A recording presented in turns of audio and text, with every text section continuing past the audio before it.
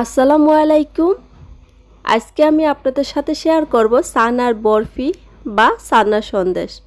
আশা করি ভিডিওটি ভালো লাগবে, তাই শুরুতে সবাই একটা করে লাইক দিয়ে দিবেন।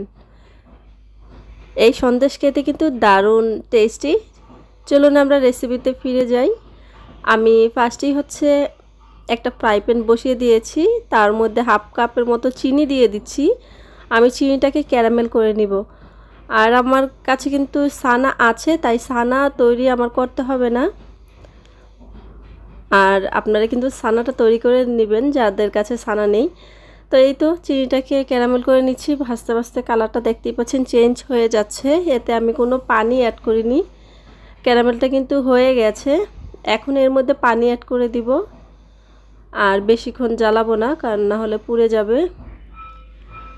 আর বেশি পুড়ে গেলে কিন্তু তিতা হয়ে যাবে। আমি পরিমাণ মতো এর মধ্যে পানি দিয়ে নিয়েছি। আর এখন এর মধ্যে সানা দিয়ে দিব আমি। আর ক্যারামেল করে নিলে কালারটাও সুন্দর আসে এবং সুন্দর একটা গ্রান আসে, তাই আমি ক্যারামেল করে নিয়েছি।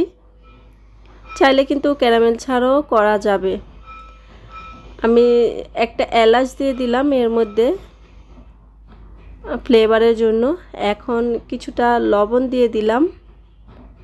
আসলে মিষ্টি খাবারে একটু লবণ দিলে টেস্টটা ভালো আসে। আর এখন এর মধ্যে 10 টাকা দামের ছোটো এক প্যাকেট গুঁড়ো দুধ অ্যাড করে দিলাম। এখন এটাকে ভালোভাবে নেড়েচেড়ে মিশিয়ে নিতে হবে এবং অনবরত নাড়তে হবে যেন নিচে লেগে না যায়।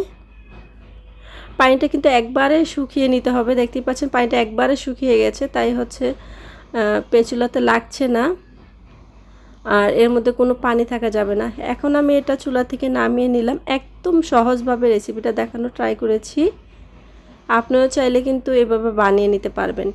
এখন এটাকে আমি সেট করে নিব। আমি এই পাত্রে এভাবে হালুয়া যেভাবে সেট করি সেভাবে বসিয়ে দিলাম। এটা কয়েক ঘন্টা রেস্টে রেখে দিয়েছিলাম। আর এক পাশ থেকে কিন্তু আমার হাজব্যান্ড ভেঙে খেয়ে নিয়েছিল, সেটাকে আবার জোড়া লাগিয়েছি।